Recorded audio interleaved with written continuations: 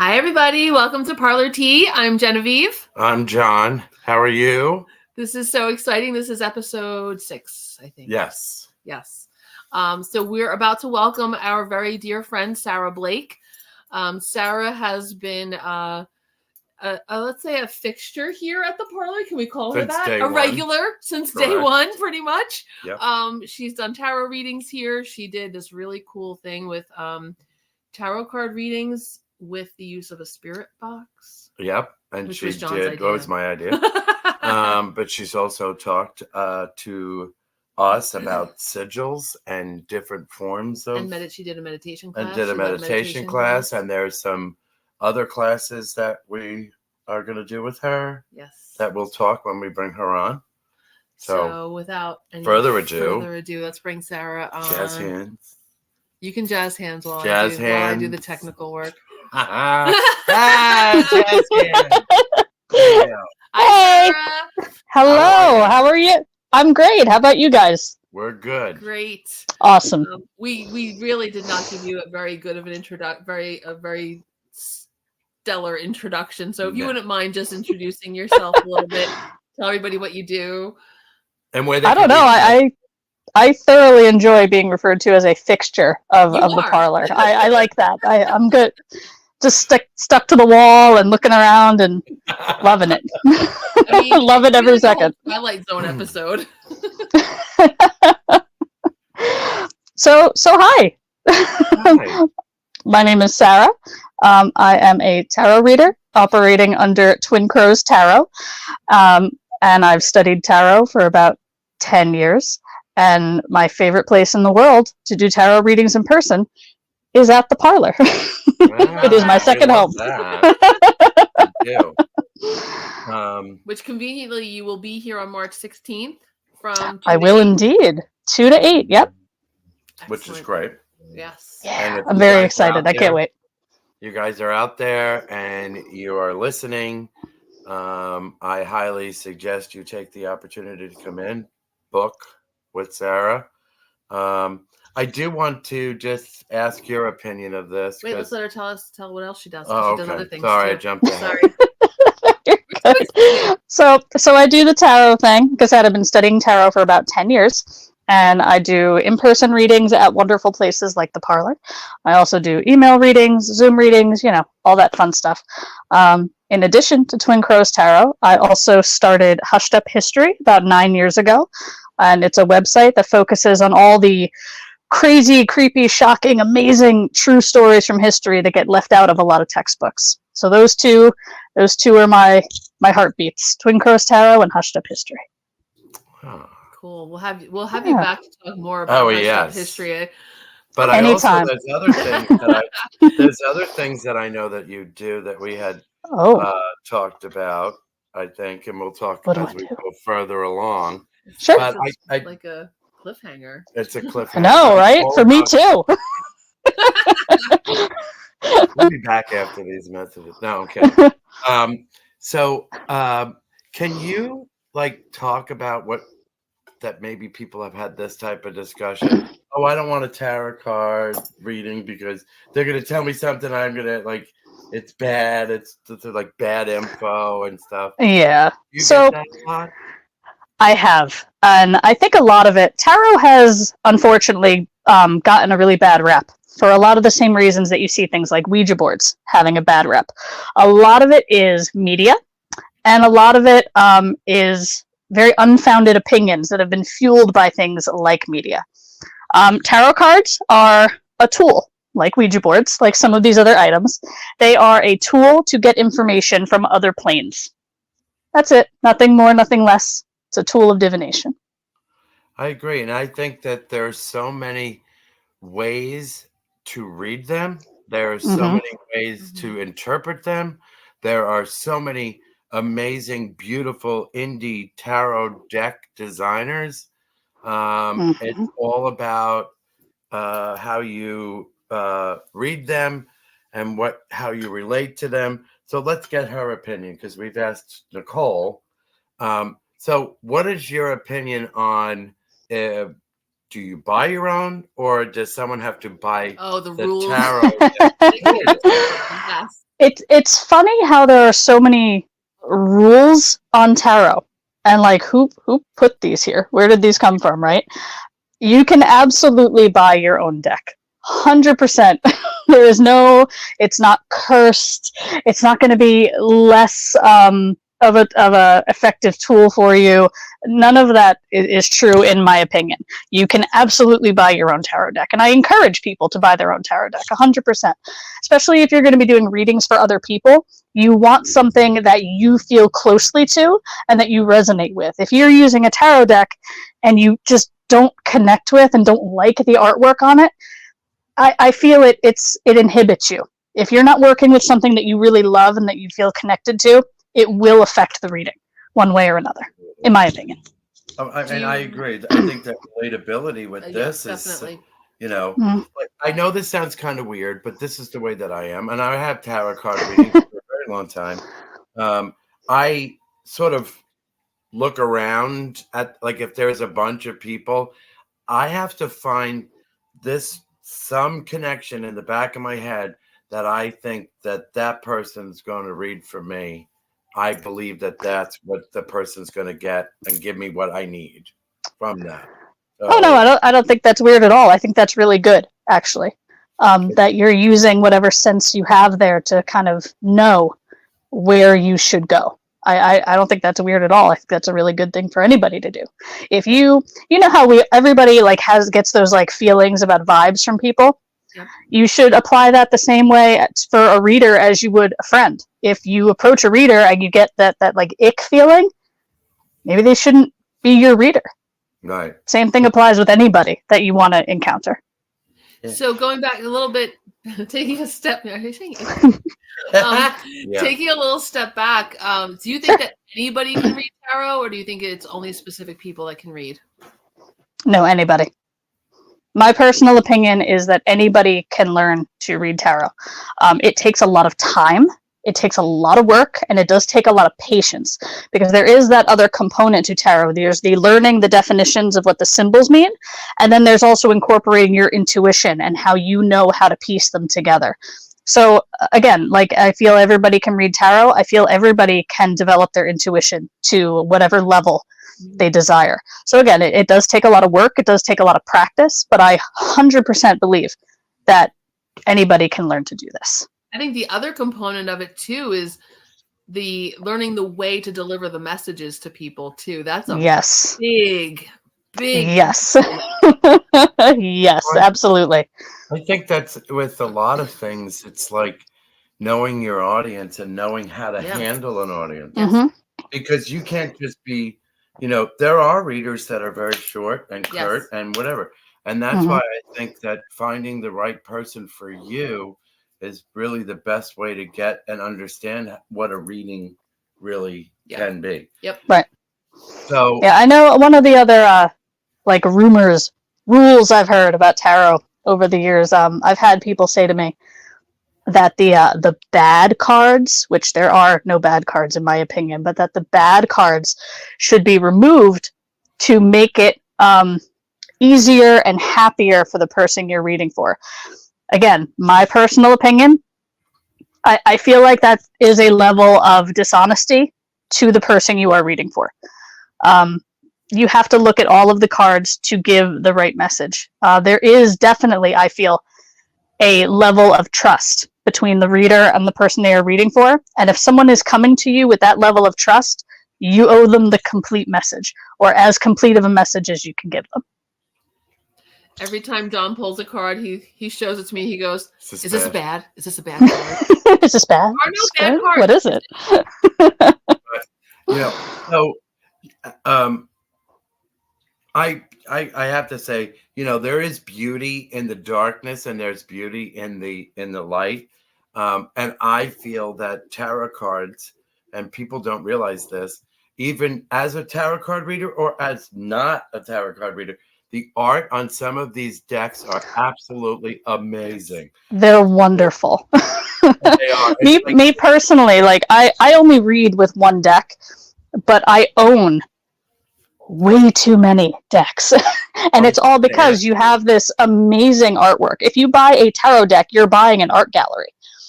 And it's just some of the artwork, some of the imagery. And also, if you're reading, I find it very helpful if this is something that you want to do. Look at the other artwork, because you will always find some other interpretation. You'll always find some other piece there that you can add to your own readings. It strengthens you to be able to see how other people interpret the things. Well, that was what I was leading up to. I was going to be sort of nosy, and I was going to ask, like, how many tarot decks do you own?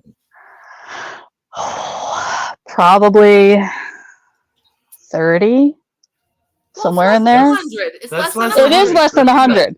That's good. So I am great. I know people that have at least 500 decks of Yeah. cards that are they can't get We rid have them of. in the back. But like they can't get rid of that because Yeah. of the beauty of it. And you're right. Yeah. It is, each card has this, it's like you're holding a piece of art. And I don't think that people 100%. understand that the sweat, the tear, the Yeah. excitement that goes into them. And I think that because of that, don't you feel that the power of the love and the greatness that these people are putting forward sort of go into that kind of the deck itself? Oh, absolutely. Absolutely. Especially with like independent artists that are creating these decks. I feel this way about any piece of art. When you create a piece of art, you are putting a piece of you into it. Yeah. And I feel that also applies to tarot decks and all of the art, especially because it's such a collection of so many different pieces of art from that person. It becomes a very symbolic and very powerful representation for them.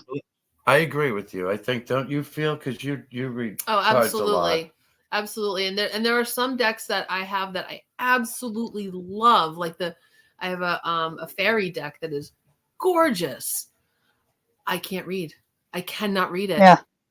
It just does not make sense. I have decks that I don't really read them at all, but they're so beautiful You should bring them that to I me. can't bend. I just can't do it because I just think, like, I'll flip through to look at the beautifulness of it, but I just can't feel like doing that to that. See, that's a weird thing too, though, because the deck that I mean, it's no secret. I constantly use the Madame Clara 5-cent tarot deck. That's my favorite go-to deck. That is one of my favorite decks ever. I love that deck so much. Shameless self-promotion for us, but I love that the edges are getting all worn, and it's like I take them out now, and it's like they're an old friend.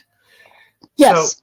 So and you can see a physical representation of the time and effort put and love and attention put into those cards with that. Yep. Mm-hmm.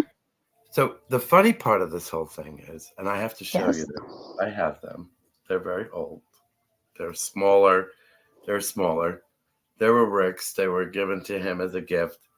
They're old. I don't know the thing. I have to find them. I will show you them. They're beautiful. So would you suggest, like, I know that people go out and they look for all these older things and they find old tarot cards from someone else. Do you suggest to do that? Because intentions are different with everyone. I don't know. What's your take on that?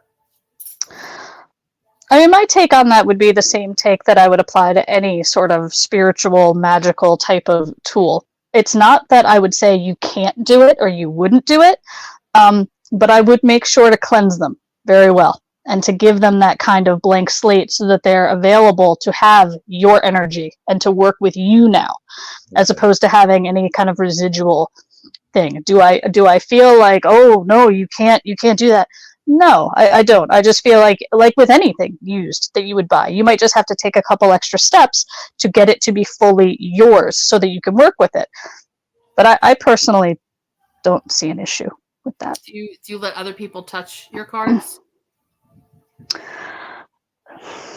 I haven't really been in a scenario where anybody has needed to touch my cards. So when you do a reading, do you shuffle, or do you have your person shuffle for you? Like, do you have? I shuffle. Okay. Mm-hmm. Yep. I love touch. There are people touch it. Yeah. Yeah. Put your energy in there. Ask the question while you're doing it. Yeah. I'm a little all over the place with my cards. So since you said you have a lot of decks, which one is your like? What is your besides? I know you gave Mount Clara, but what are your favorite tarot decks to deal either with someone else or yourself? I mean, when I read, I exclusively use the Rider-Waite-Smith Tarot. And the reason for that, not only is it just like a thing with me because that's the deck I learned on, but I feel that there are so many tarot decks that are based on that deck that I recommend this to anybody who's also trying to learn. I always say to learn on that deck because it's like learning the letters of the alphabet, because so many decks are based off of it. So that once you have those meanings down, you can take that and then you're golden. And you can use so many other decks with possibly artwork that you like better and that resonates with you better. What did it go out of your head again? No. No. So when did you decide like that you really enjoyed this kind of side of the spiritual metaphysical kind of side and decided that journey? I feel like I have always been very in touch with this type of thing and had a very strong interest in this type of thing since I was very, very young. But it's become so much more accessible now within the last 10, 15, even 20 years or so that other people are into this. There are more books available. There are people that are a lot more open about doing classes on these types of things and speaking about these types of things. I fell into tarot kind of accidentally. I went to a class for something else that a friend of mine was doing, and then I found that they were doing a tarot class. So I said, all right, well, I want to give that a shot. And I mean, I instantly was like, oh, I really enjoy this. Really, really enjoy this. And I just followed up with it, kept going with it, and now it's over a decade later somehow. And here I am talking to you guys. No. Well, I mean, I just... No, go ahead. Because I'm branching it to something else. Me too. Oh, okay, good. So then I'll go first. So my whole thing is, as you know, Sarah, I've picked your brain. I picked Genevieve's brain with this. And I think bringing back some of that old school kind of stuff that people know about but really haven't dabbled in, but you do, which is the astrology piece as well as the numerology. Right? Am I right? She froze? I don't know. Astrology and numerology are things that I have touched on. They are not something I'm super well versed in. That's on my list of like things to know about and to learn about in the future. But I am deeply, deeply interested in those. Okay. I might have gotten a little confused, but he's confusing okay. Sarah's maybe. I got maybe. But I just like, I don't know if anybody like if they get a chance to come and get a reading by you, or if they come and get a reading outside of the parlor. I think that she is one of them that I always say is fascinating. You could just listen to you talk about everything and anything, and I think it's awe and it's inspiring to me. So I'm just saying, just like guys, but you are very diverse in what you do, and I think that you're very intelligent on how you communicate them, and I enjoy when you come. So just saying. I appreciate that so much. Thank you so much. Aww. You're stuck with us. You're a Thanks, fixture guys. now. It's true. I'm a fixture. My question is a little bit kind of veering off a little bit too. So cartomancy is tarot card reading. Are there any other mancies that you're interested in? Oh, there's so many mancies.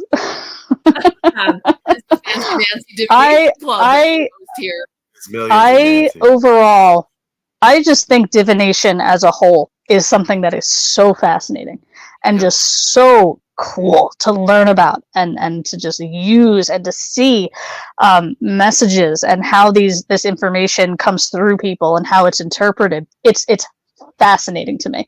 One of them that I am very fascinated by is pyromancy. Be working with fire. But there's so many Mancies. So many Mancies. And I think they're all fascinating in one way or another. Yeah, and what's interesting to me too is that, you know, divination started so many years ago, and it's been such a fixture in human consciousness, human society for millennia. Yeah. And I'm curious because I have an anthropology background and that sort of interests me. I'm curious, like many years ago, it was a means to sort of give people some kind of understanding of the world around them. We have such a deeper understanding scientifically, and we have all these other different things at our tools at our disposal, but still divination is thing that people are continuing to seek out, and that just fascinates me because I'm a nerd. But I don't think that science would eliminate one and the other one eliminate the other.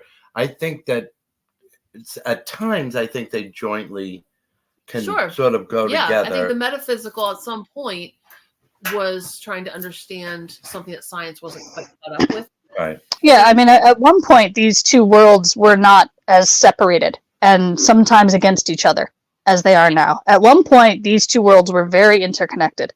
And then, of course, over time, with the development of thought and how people looked at the world, they somehow got torn apart. And I feel like more and more they are getting closer and closer to becoming friends again. But it definitely back then, you know, way back when, this was an everyday thing. You know, you weren't looked at weird by like, oh, let me go talk to cards. It was just, that was as simple as let me turn on and see what the weather is.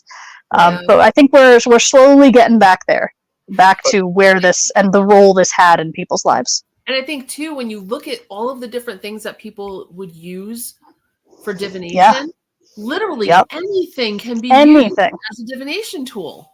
Yep. Anything from every day that you had access to, that's what you used. That became your tool for this information. The clouds. You look at the way the clouds are moving. That's a sign. If you look at the way your cows are moving in the field, that's a sign. Right. But I think that, you know, as we talked about this with Kristen, you know, I had discussed that before.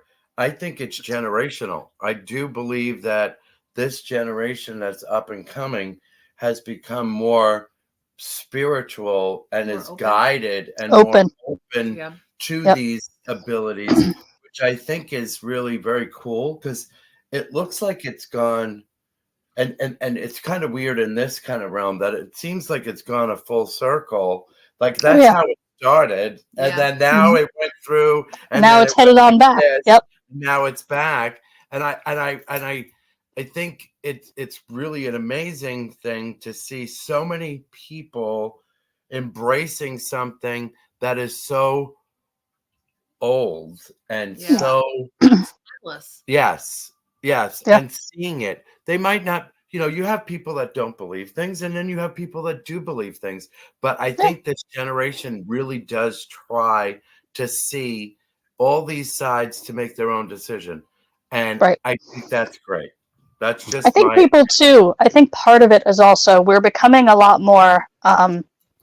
Not that we didn't know it before, but we're becoming a lot more face to face with the wrongness and the cruelty that some of this has evoked in the past. And we now have a much better understanding that this was wrong. This was wrong to do. We're becoming much more accepting of these things. Yeah. So, I mean, back then, I mean, we had no idea how many people would practice these things because you had to be quiet about it. Now you don't have to be as quiet about it in many places, not everywhere, unfortunately. But the door is a lot more open than it once was. And hopefully it'll be swung wide open one day. Which I think is amazing. I really do. It is. I think I really appreciate the world being a little bit different and allowing people to do things differently.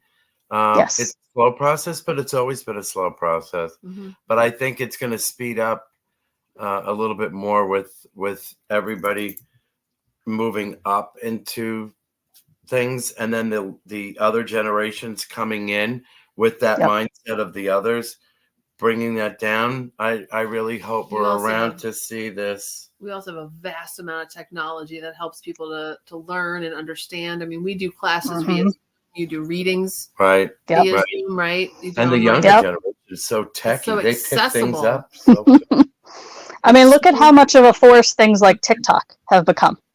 Yeah. I have my TikTok account, Twin Crows Tarot. It allows me to just be able to go live at any point of the day, any point in time, and just do readings for people that people can access for free from their phone, which is something most people have on them at all times. So it's all part of that door opening more and more and more.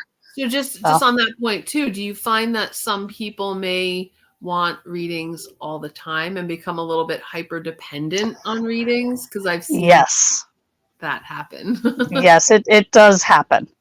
Your reader, any reader, has to be able to identify that and has to be able to let this person know.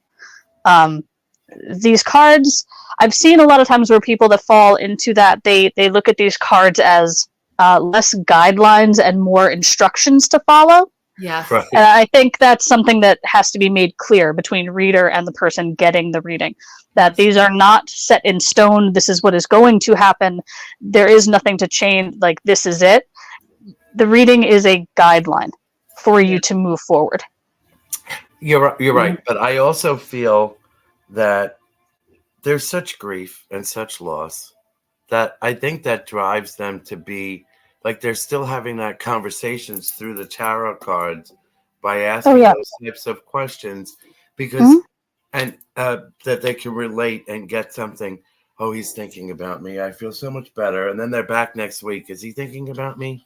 Like, grief is it's hard. It's very difficult. Hard. Right. And there's many different types of grief. Right.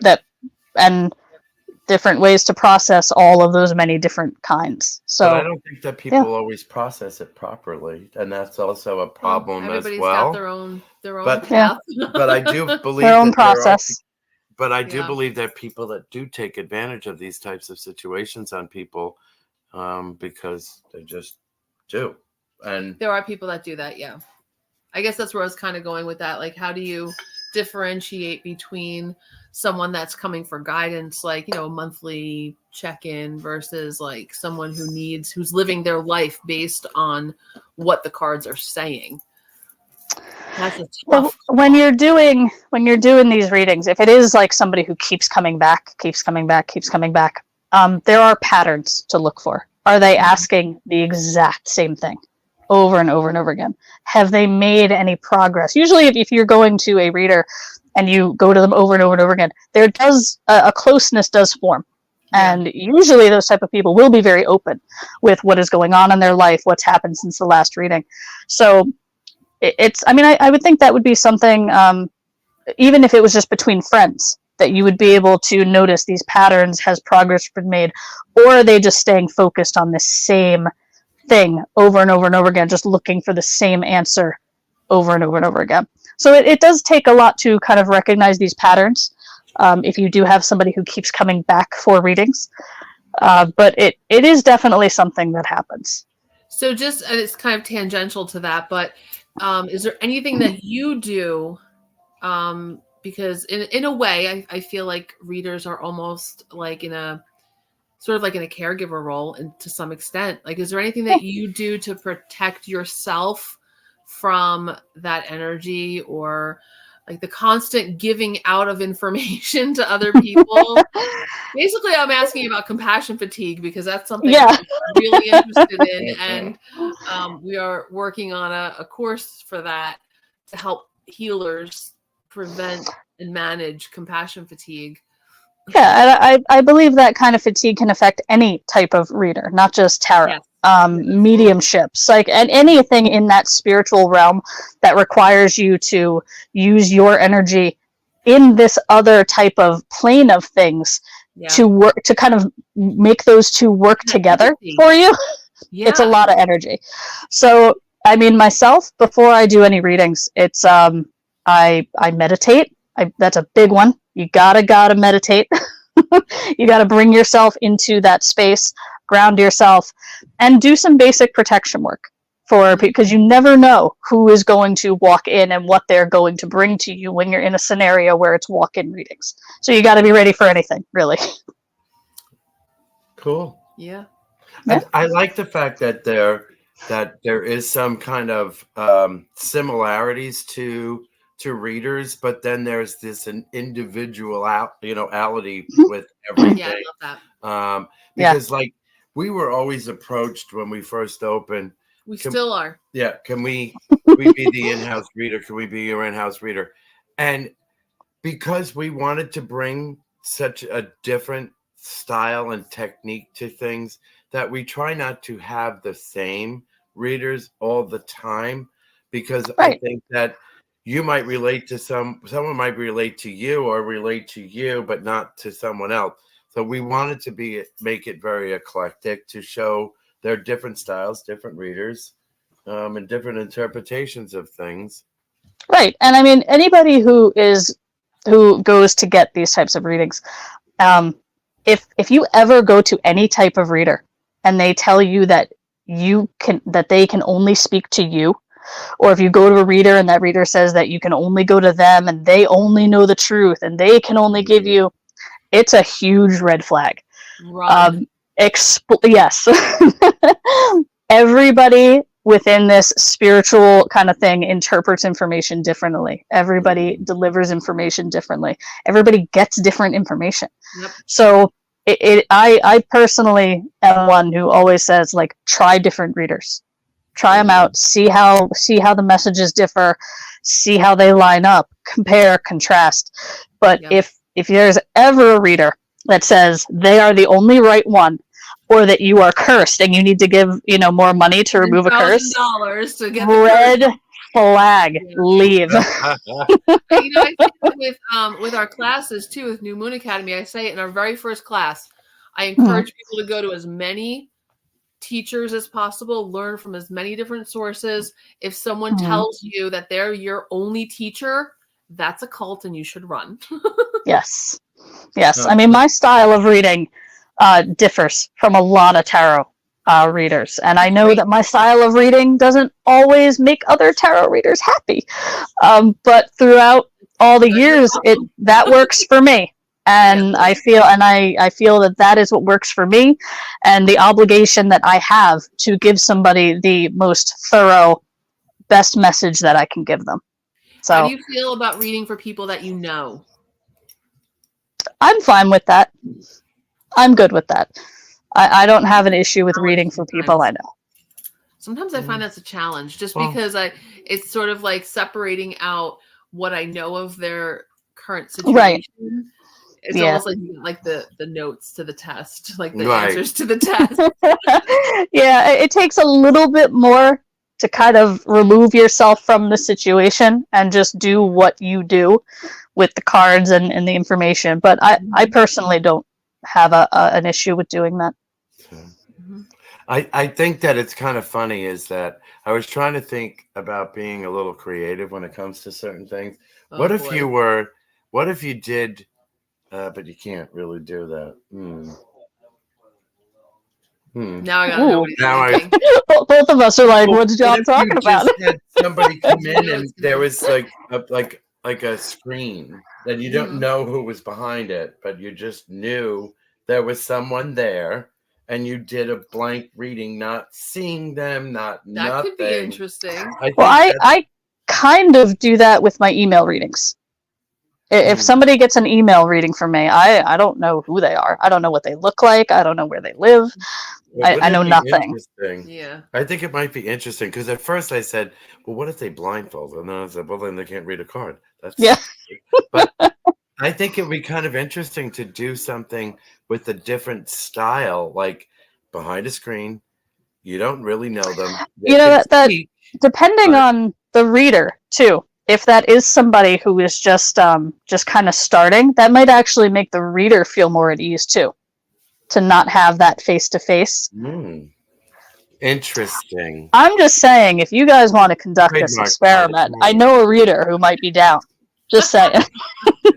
We'll discuss. Well, that would be great. Okay. Saturday. It'll be great because getting an opportunity to know you and April and Nicole and Chris and Kristen a lot more and Ray. I don't want to exclude everybody that's been here.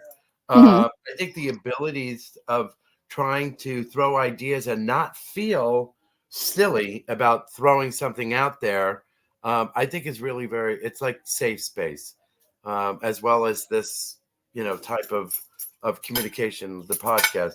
I like the fact that we can just throw ideas that might turn into something, because we want it to be everywhere, right? But we want it to be unique and different. Not saying that anybody else has never done that before, but for us, and Genevieve being a little bit more seasoned in this realm. Are you calling me old? I knew that. That's why I went like that.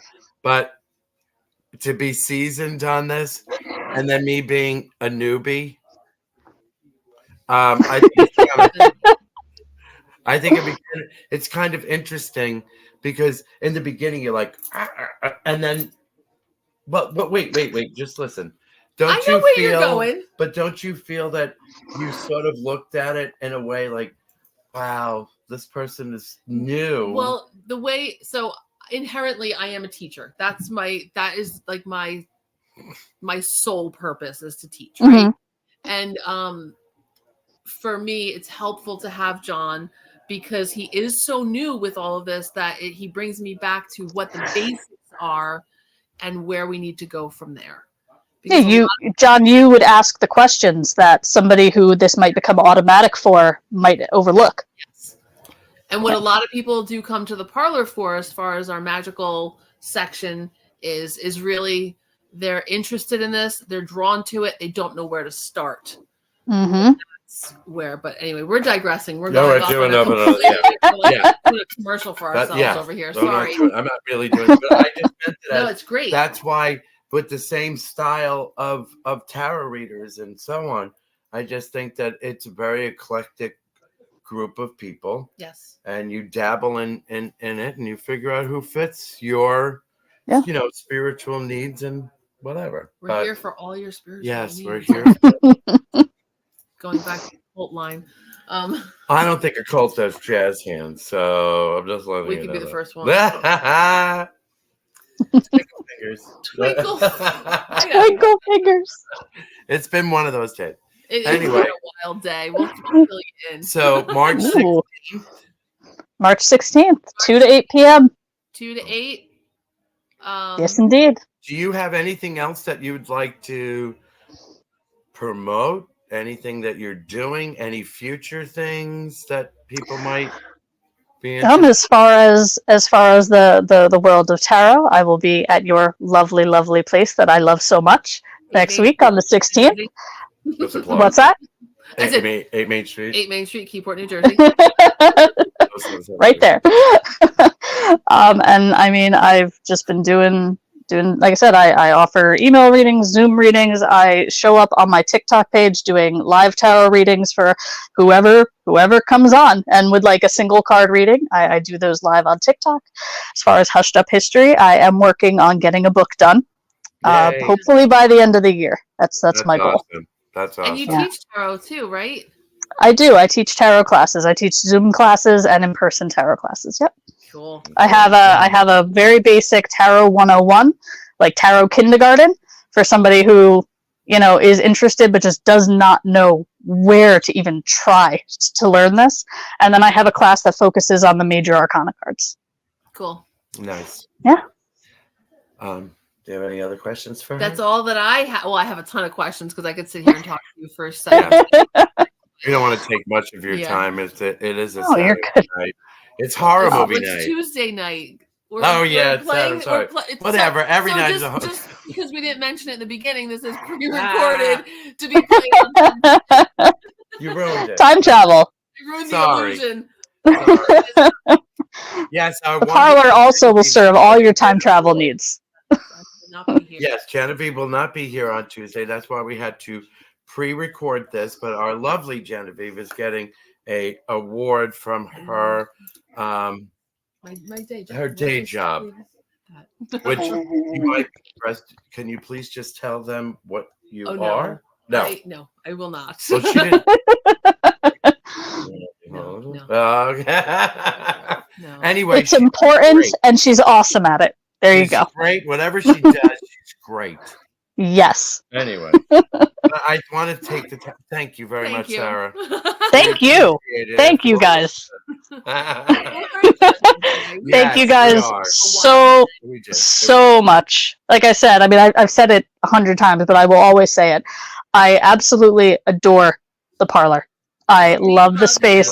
You guys are amazing. So, and I cannot thank you enough for giving me a place that I can go to and do readings for people in such an amazing space with so much just amazing energy in it. It's a gift. It really is. Thank you. You're always welcome. It's your home. Us to have you. Absolutely. Oh, So, thanks, guys. like I said, guys, come March 16th, 2 to 8 with Sarah. If not, and you can't make it, go to Sarah's Instagram and which is at the bottom of the screen, and book.